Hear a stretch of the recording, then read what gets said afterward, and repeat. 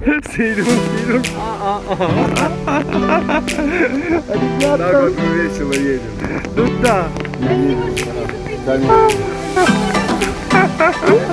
Ну видишь, там наверху машина был, шофер не был, а здесь нам повезло, наш друг. Да. Просто тяжелая дорога очень, да.